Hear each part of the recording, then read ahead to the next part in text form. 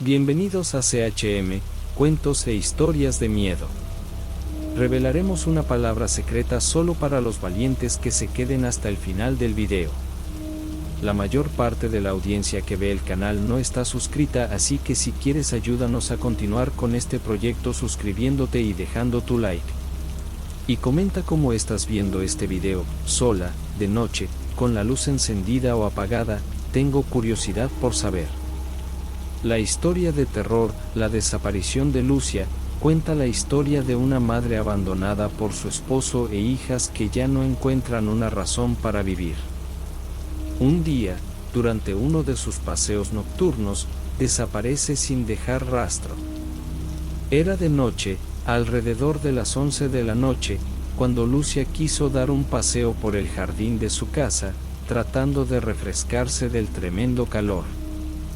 Ella, que ya tuvo a sus hijas adultas, atraviesa un momento delicado en su vida, el divorcio. Su exmarido había cometido adulterio con una mujer joven. Después de muchos intentos de Lucía por retomar el matrimonio, ella se dio por vencida, ya que él no rompió con la chica, con su amante. Dormir sola en estas noches calurosas era una tortura para Lucía. La hermosa casa en la que residía era demasiado grande para ella, cada habitación tenía un recuerdo del hombre que aún amaba. Era evidente cuánto sufría por la situación en la que se encontraba.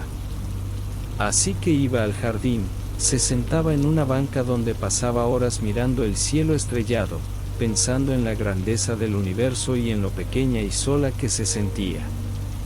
Sin embargo, en esta noche en particular, algo vino a sacudir y cambiar la vida de Lucía para siempre. Sentada en el mismo banco, escuchó ruidos y vio una luz extraña. Al día siguiente, ella no fue a trabajar. Sus compañeros imaginaban que no estaba bien por el estado depresivo en el que se encontraba. No contestaría llamadas, no abriría la puerta. Era necesario llamar a sus hijas que vivían lejos. Cuando llegaron, no sabían nada de la madre. Con el divorcio, se pusieron del lado de su padre, diciendo que entendían sus motivos, explicando que nadie gobierna el corazón. No pudieron encontrar pistas de lo que había sucedido, principalmente porque ya no tenían tanto contacto con Lucía. El miedo de que estuviera muerta era enorme. Era necesario llamar a la policía y presentar un informe policial. Las búsquedas han comenzado. Sin embargo, no había ninguna pista a seguir. La desaparición de Lucía se produjo de forma totalmente misteriosa. Solo había un hecho que podía justificar esta desaparición: el divorcio. Lucía y su exmarido formaron un gran patrimonio. Él era médico y ella contadora de una gran empresa. Eran dueños de casas, autos e inversiones. El proceso de división de los bienes fue muy agotador, ya que Lucia quería vengarse del hombre, quitándole prácticamente todo. Consideró que así su ama se daría por vencida cuando lo viera al borde de la pobreza. Siendo una mujer de números, Lucía sabía exactamente qué hacer para destruir a su ex, lo que justificaría que él quisiera eliminarla de su camino. Además, la separación en sí fue muy agotadora. Hubo peleas, ropa tirada por el balcón, escándalos, alboroto tras alboroto. El camino a seguir, por tanto, era el único y se basaba en encontrar pruebas de que él era el responsable de la situación. Toda la ciudad estaba mirando lo que estaba pasando, tratando de ayudar a la policía. A veces se transmitía información falsa, pero todos querían saber dónde estaba Lucía, si estaba en cautiverio, si estaba muerta, si la estaban torturando. Las personas tienden a ser carroñeras y, para su disgusto, una mañana encontraron a Lucía en su jardín, tendida en el banco como alguien que se había quedado dormido y se quedó allí. fue llevada para atención médica. Cuando despertó, se sobresaltó de tanta preocupación a su alrededor. Sus hijas le dijeron que llevaba 8 días desaparecida y le preguntaron si su padre había hecho eso. Se inició la búsqueda de Lucía, sin embargo, no había pista a seguir. La desaparición de Lucía se produjo de forma totalmente misteriosa. Solo había un hecho que podía justificar esta desaparición: el divorcio. Lucía y su exmarido formaron un gran patrimonio. Él era médico y ella contadora de una gran empresa. Eran dueños de casas, autos e inversiones. El proceso de división de los bienes fue muy agotador, ya que Lucía quería vengarse del hombre quitándole prácticamente todo. Consideró que así su ama se daría por vencida cuando lo viera al borde de la pobreza. Siendo una mujer de números, Lucía sabía exactamente qué hacer para destruir a su ex, lo que justificaría que él quisiera eliminarla de su camino. Además, la separación en sí fue muy agotadora. Hubo peleas, ropa tirada por el balcón, escándalos, alboroto tras alboroto. El camino a seguir, por tanto, era único y se basaba en encontrar pruebas de que él era el responsable de la situación. Toda la ciudad miraba lo que pasaba, tratando de ayudar a la policía, a veces pasando información falsa, pero todos querían saber dónde estaba Lucía, si estaba en cautiverio, si estaba muerta, si la estaban torturando. La gente suele ser carroñera y, para su disgusto, una mañana encontraron a Lucía en su jardín, tendida en la banca, como quien se hubiera quedado dormida, y allí se quedó. La llevaron para cuidar de los médicos. Cuando despertó, se sobresaltó de tanta preocupación a su alrededor. Sus hijas le dijeron que llevaba 8 días desaparecida y le preguntaron si su padre había hecho eso. Lucía dijo que no recordaba nada. Las investigaciones contra el esposo continuaron. Se recuperó, al contrario de lo que todos esperaban. Parecía más confiada, bien consigo misma. Cuando el polvo se asentó unos días después del incidente, Lucía no asistió al servicio al que asistía todos los domingos por la noche. Al día siguiente, no volvió a trabajar. Ella volvió a desaparecer, poco después de una pelea con su ex por la división de bienes que quedó registrada en una grabación de su celular. Las posibilidades de que hubiera hecho algo malo eran enormes, por lo que la policía lo hizo arrestar provisionalmente. Pasaron los años, finalmente fue puesto en libertad y nadie entendió nunca qué pasó con Lucía. Era como si ella ya no existiera.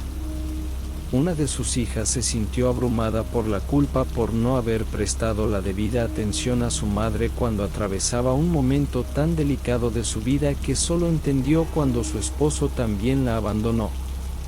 Una mañana, recibió una carta que aclaraba todo.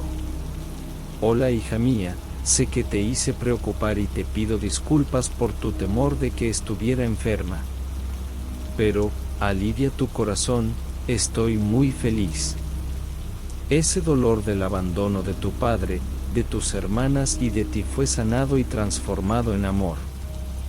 Realmente quería la venganza de tu padre, pero ahora entiendo que no serviría de nada. En las noches cuando estaba sola en esa casa gigante, salía a mirar el cielo y le pedía a alguien que le hiciera compañía. Que en algún lugar había alguien que tendría piedad y la sacaría de esta soledad. Eso fue lo que pasó la primera vez que desapareció. Apareció una gran luz y fue llevada hacia ella. Se sintió muy asustado, pero escuchó que alguien le decía que todo estaría bien.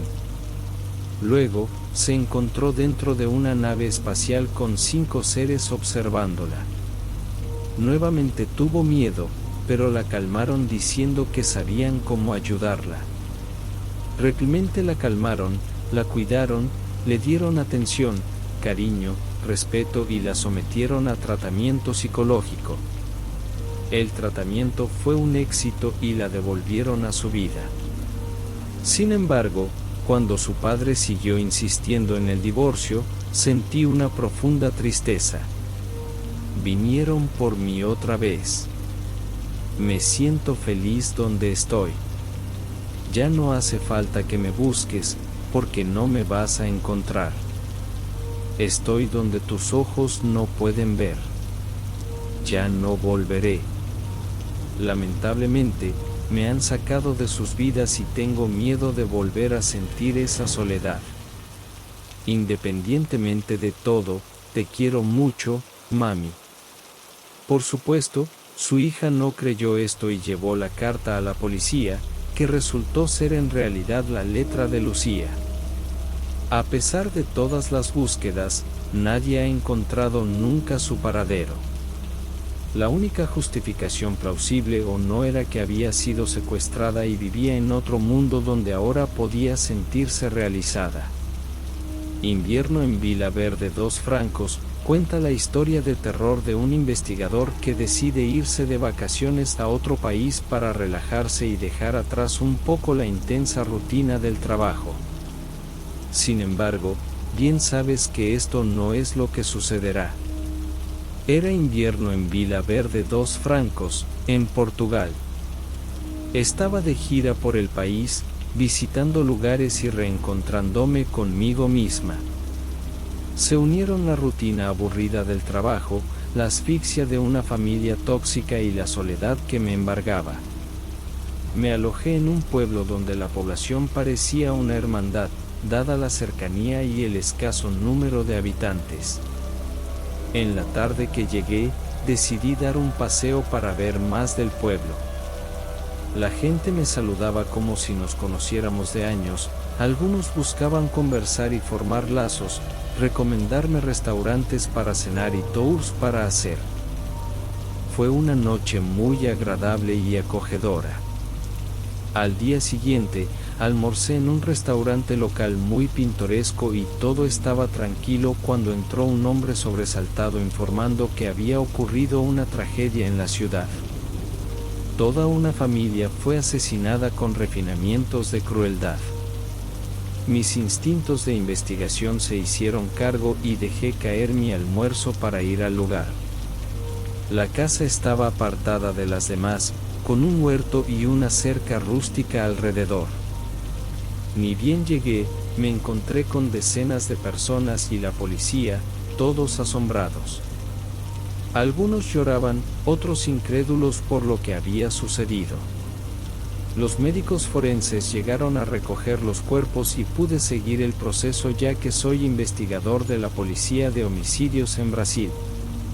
Se trataba de una pareja de ancianos con rostros irreconocibles, una mujer igualmente desfigurada y dos niños que fueron fáciles de identificar porque no tenían el rostro magullado, pero sí moretones por todo el cuerpo. La pregunta que flotaba en el aire era, ¿quién habría hecho eso? Las cosas se volvieron más aterradoras cuando se encontraron muchas armas hechas a mano y paredes manchadas de sangre en la residencia. Las muertes habían tenido lugar la noche anterior y había pruebas de que alguien había preparado la cena después de cometer el crimen. Para un pueblo tan tranquilo, esa situación causaba vergüenza, pavor y desconfianza. ¿Quién sería el asesino? La duda duró poco, apenas unas horas, apareció el asesino. ¿Sería capaz una sola persona de lograr todo eso? Porque hubo muchas víctimas y con muchos golpes que involucraron garrotes con clavos en los extremos, martillos y la preparación de una bomba casera que no había sido programada. Sin embargo, el autor de la masacre sorprendió a todos. Estaba en la parada del autobús tratando de escapar cuando la policía se le acercó. Los vecinos informaron que pasó la noche deambulando por las calles y diciéndoles a sus colegas por teléfono que había hecho algo terrible. No trató de negar el crimen. Al contrario, El día del crimen había llegado a su casa y estaba cansado de que su familia lo tratara con indiferencia. Hubo un desacuerdo por algo trivial y atacó a su abuelo. Al ver que le había quitado la vida al anciano, pensó que ya no tenía nada que perder y atacó a su abuela.